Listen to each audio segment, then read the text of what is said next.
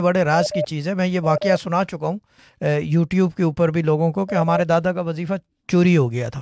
ٹھیک ہے نا, اچھا یہ چیز ہے. جی. اور میں اگر آپ خاموش رہ سکتے ہیں 2 منٹ تو میں یہ واقعہ دوبارہ سنا دوں تو پھر یہ سمجھ میں آ جائے گی کہ وظیفہ کسی کو شیئر نہیں کرتے. ٹھیک ہے نا, میں البتہ میوٹ کر دیتا ہوں, آپ 1 منٹ خاموش رہیے گا.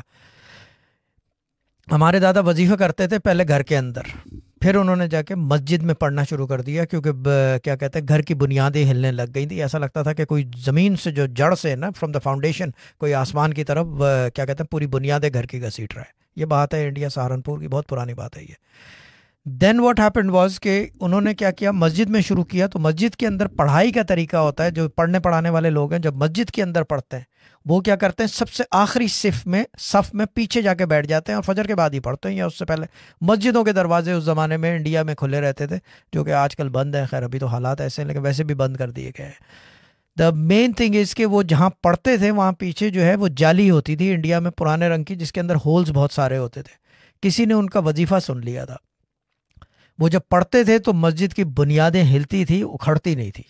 یعنی کہ مسجد کی بنیاد جو ہے ہلتی نہیں تھی, لیکن لوگوں کا بیان یہ کہ ایسا لگتا تھا کہ کوئی جڑ سے جو ہے مسجد کو آسمان کی طرف کھینچ رہا ہے. وہ اتنا پاورفل وظیفہ تھا. خیر وہ پڑھتے رہے, اپنا لگے رہے. وہ جو پھر جو ہے وظیفہ کسی نے پیچھے سے سنا اور چوری کر لیا. جب وظیفے میں جب وہ افیکٹ ختم ہو گیا نا, قوت چلی گئی وظیفے کی, تو وہ سمجھ گئے کہ وظیفہ چوری ہو گیا. پھر وہ گئے مرتضیٰ حسنین کے پاس دوبارہ. مرتضیٰ حسنین ملنے آیا یا وہ گئے ہمیں ایگزیکٹلی نہیں پتہ. خیر وہ گئے, بات ہوئی ان سے, تو مرتضیٰ حسنین نے وہ مرتضیٰ حسنین تو خیر مرتضیٰ حسنین تھا, اس کی کیا بات کروں. ٹھیک ہے نا, انہوں نے جو ہے کیا کہتے ہیں بولا کہ فلانا آدمی لے کے گیا ہوگا وظیفہ, جا کے دیکھو. تو وہ خیر وہ انہوں نے ڈھونڈا تو آدمی مل گیا کہ اسے سولیے کا تھا, وظیفہ اس کے پاس تھا.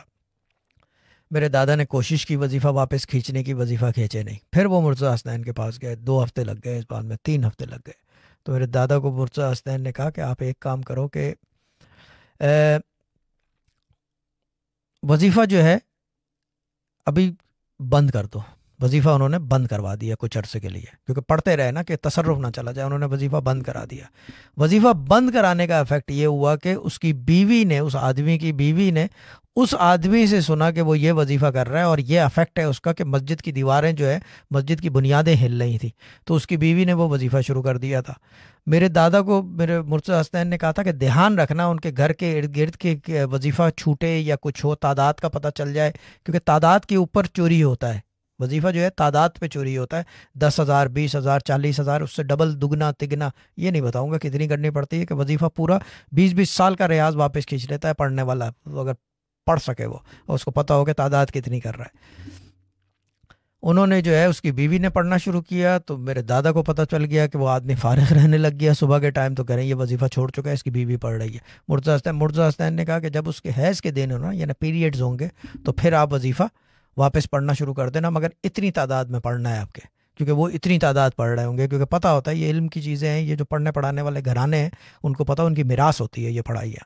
تو انہوں نے جو ہے کیا کہتے ہیں اس کے بعد جو ہے وہ وظیفہ جو ہے میرے دادا نے جب وہ جو ناپاک ہو گئی تو اس نے پڑھائی بند کر دی. ان ٹائمنگ پہ جو پڑھتی تھی وہ باہر نظر آنے لگ گئی گھر کے اندر. تو میرے دادا نے دوبارہ شروع کر دیا, مگر اس دفعہ مسجد میں نہیں, گھر کے اندر شروع کیا. اس دن سے آج